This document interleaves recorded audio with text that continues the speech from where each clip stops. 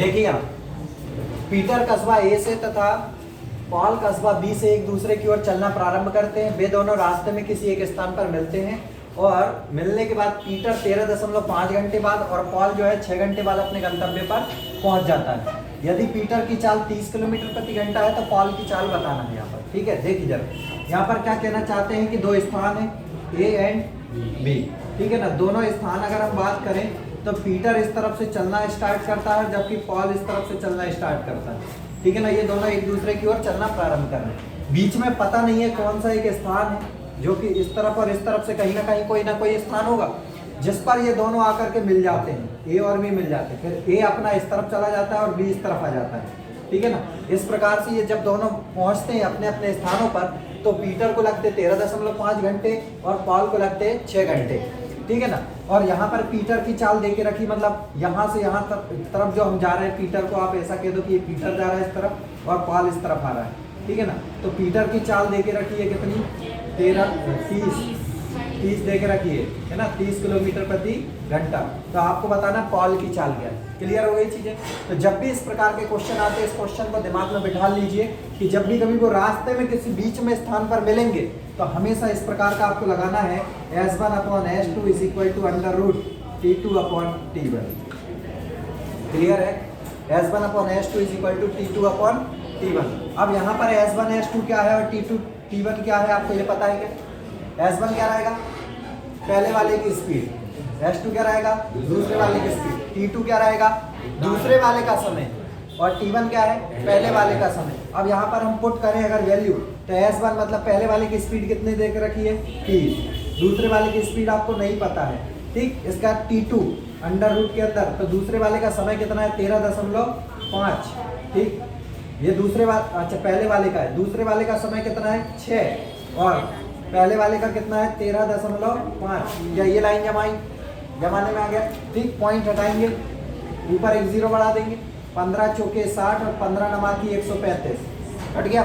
अब यहाँ से हमें ये समझ में आ रहा है कि इस तरफ चल रहा है 30/S2 इज इक्वल टू, ये 4 कितने से बाहर, 2 से, और 9 कितने से बाहर, 3 से बाहर हो गया। अब इसके बाद काट दीजिए, 2 से कितनी बार, 15 बार, और 15 तिया 45 हो गया। और इधर क्या हो जाएगा S2, तो दूसरे वाले की चाल कितनी आ गई, 45 किलोमीटर प्रति घंटा। यही इसका आंसर है।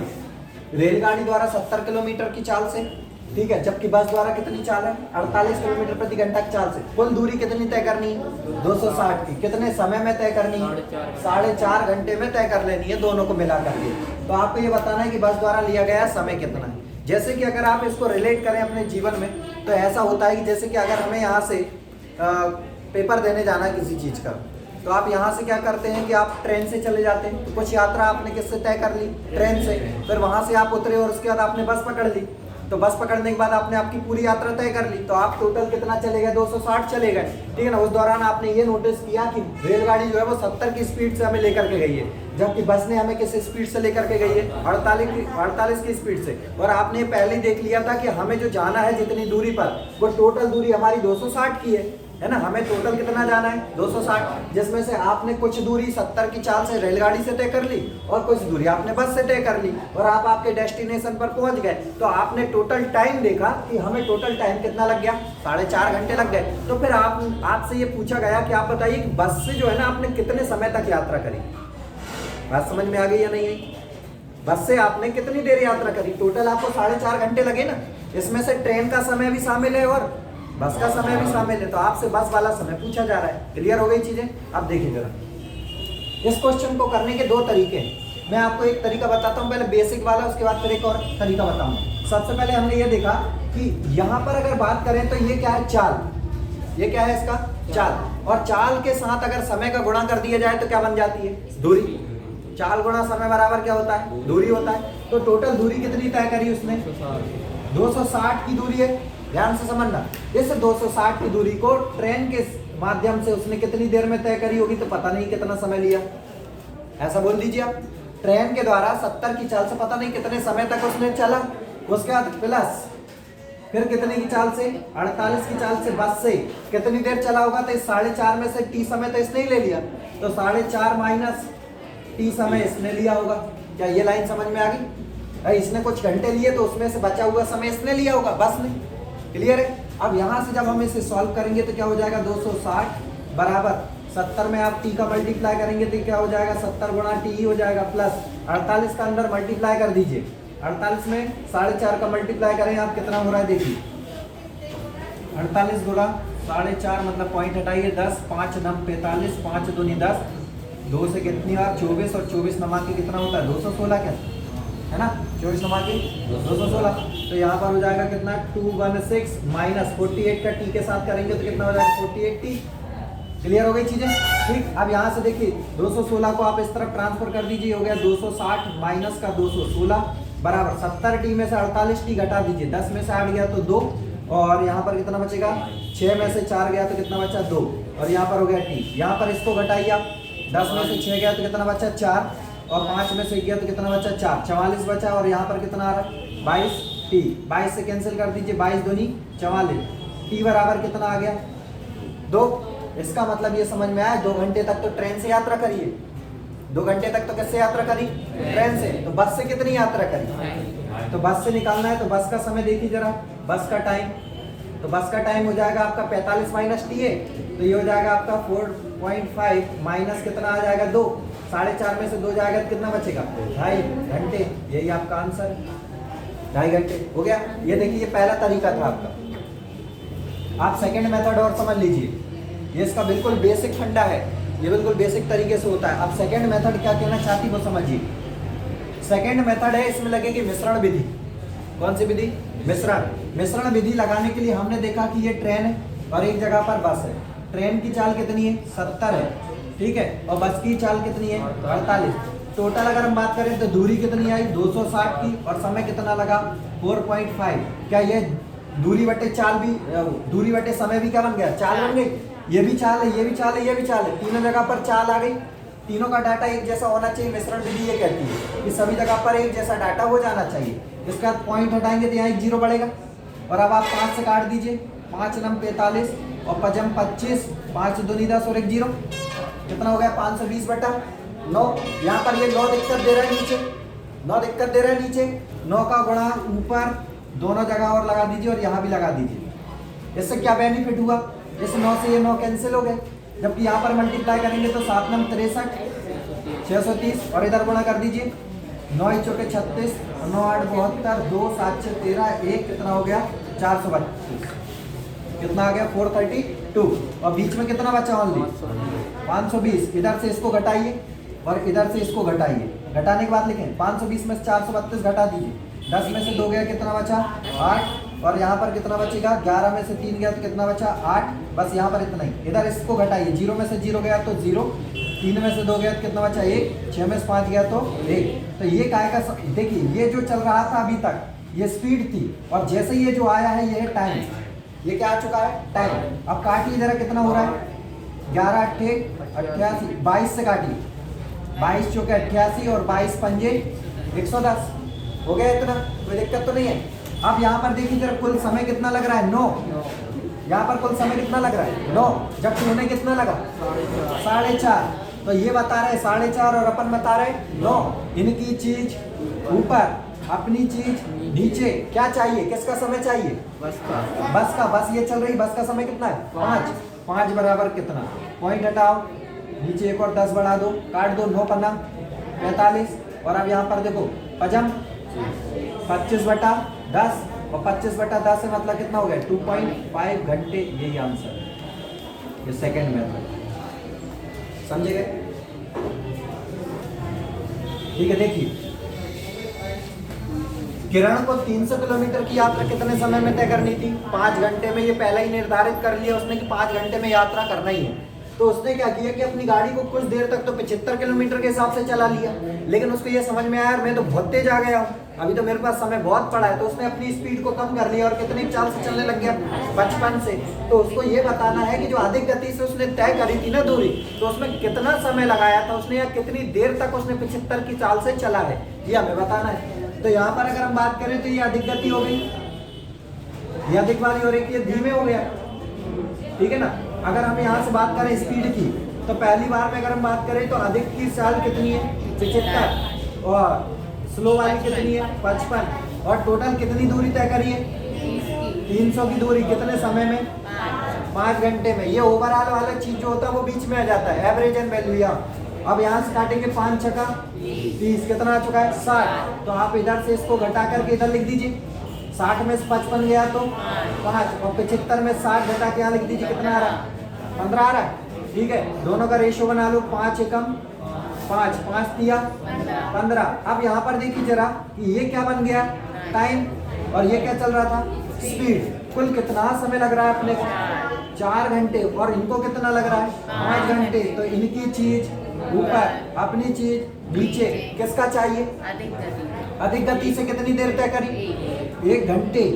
कितना तय करा है 1 घंटे, ये अधिक गति से तय कर रहा है। अब हमें ये देखना है कि यहाँ से आपका ये कटेगा तो है नहीं, कुल मिला के बात ये हो रही है कि यहाँ पर आपको किससे लगाना पड़ेगा फिर 1 घंटे में कितने मिनट 60 मिनट। तो 1 घंटा हटाएं और क्या लगा दें 60, और ये मिनट लगा देंगे।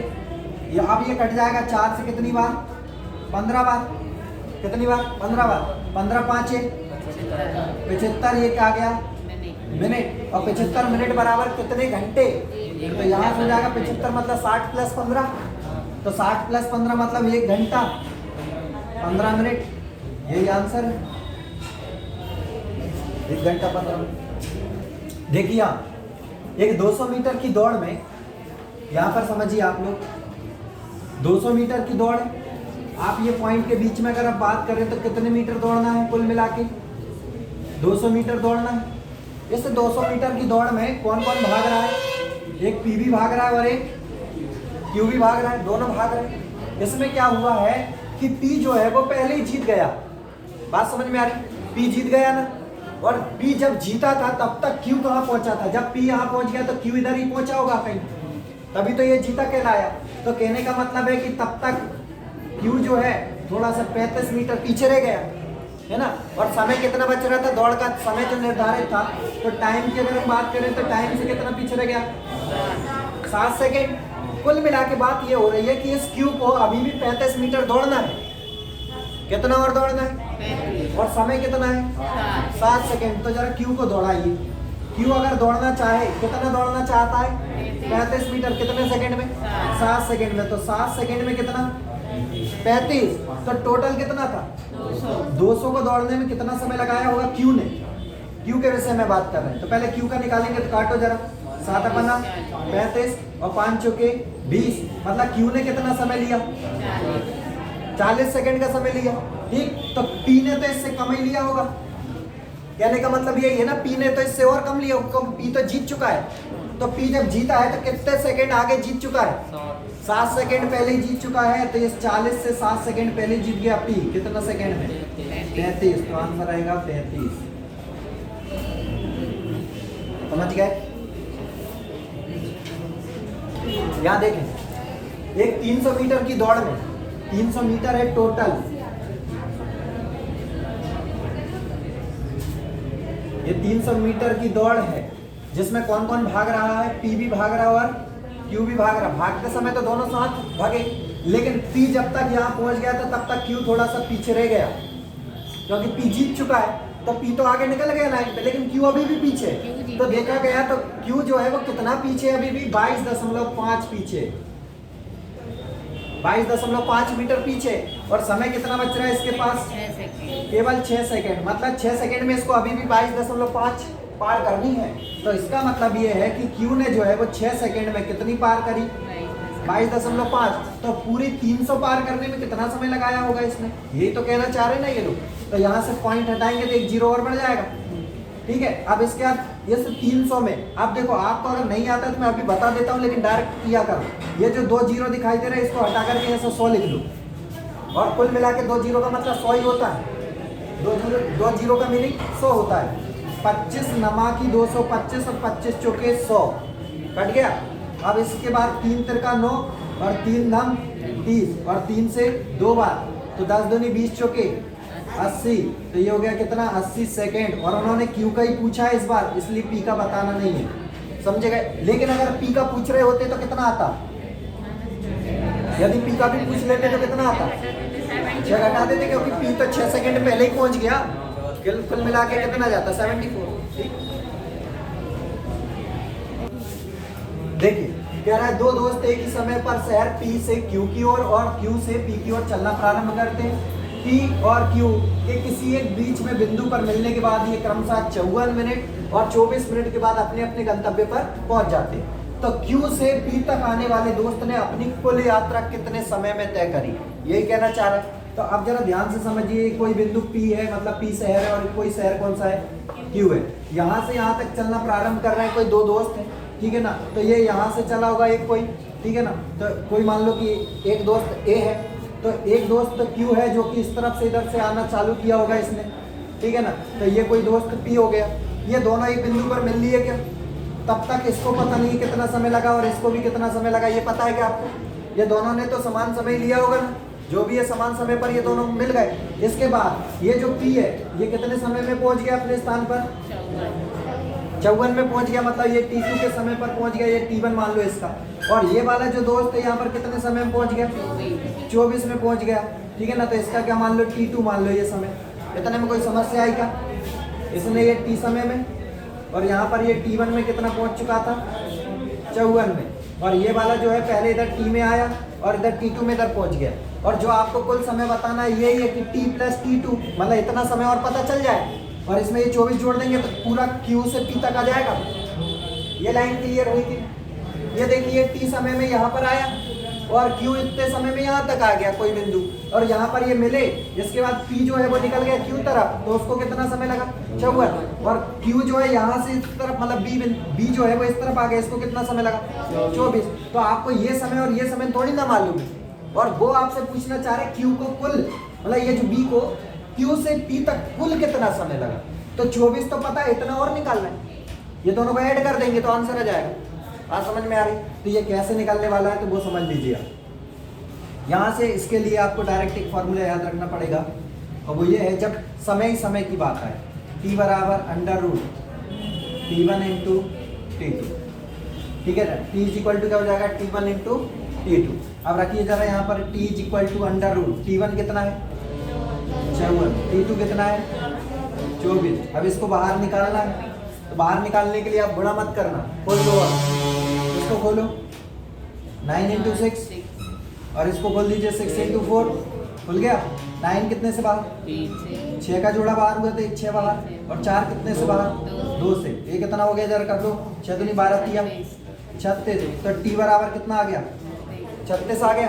मतलब ये जो T है इसका मान कितना आ गया, 36। तो यहाँ भी कितना आ गया, 36। अब Q को पूरा समय मतलब Q से P तक का कुल समय ये कितना हो रहा, तो आप देख लीजिए 24 + 36 दोनों को ऐड कर दो, 6 और 4 10 के सुन हाथ गए, 1 3 और 1 4 2 और 1 3 और 3 6, कुल मिला कितना मिनट लगा, 60 मिनट बोले तो 1 घंटा है ना। कहाँ से कहाँ तक आया, Q to P, यही आंसर।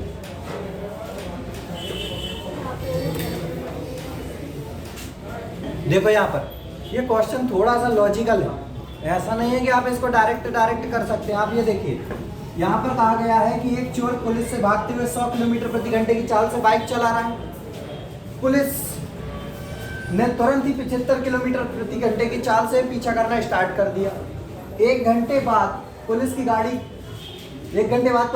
का इंजन खराब हो गया, जिसे ठीक करने में कितना समय लग रहा है, 30 मिनट का समय लग रहा है। इसके बाद गाड़ी की चाल पुलिस ने कितनी कर दी, 120 किलोमीटर प्रति घंटा कर दी।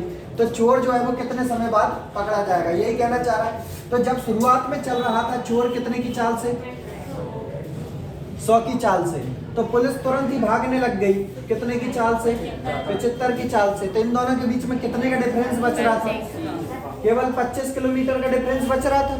मतलब चोर अभी कितना आगे चल रहा है, बस केवल 25। तो 1 घंटे तक तो यही चले, 1 घंटे तक चल रही है ऐसे।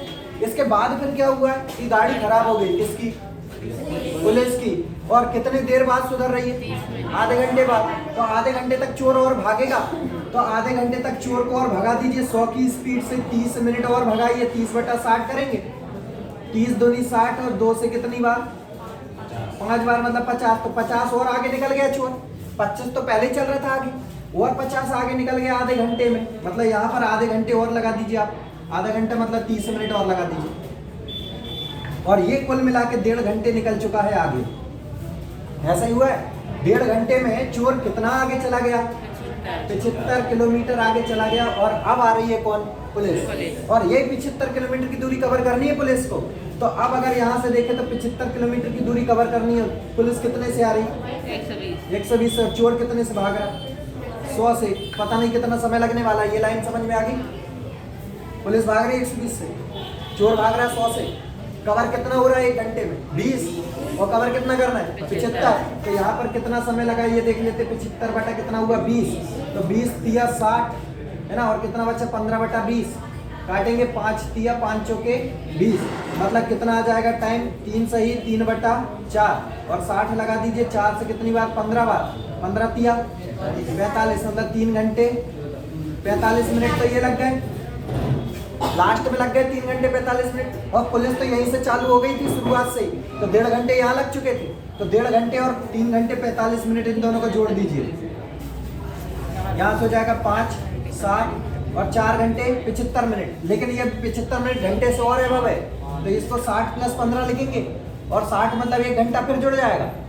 ये हो जाएगा कितना? 60 प्लस 15, 60 प्लस 15 लिखेंगे 75 को। तो ये 60 का मतलब 1 घंटे फिर बन गया। 1 घंटे और इसमें जुड़ जाएगा, घंटे में घंटा जुड़ा तो 4 और 1 5 घंटा और कितने मिनट? 15 मिनट। इतनी देर बाद पकड़ा जाएगा आंसर।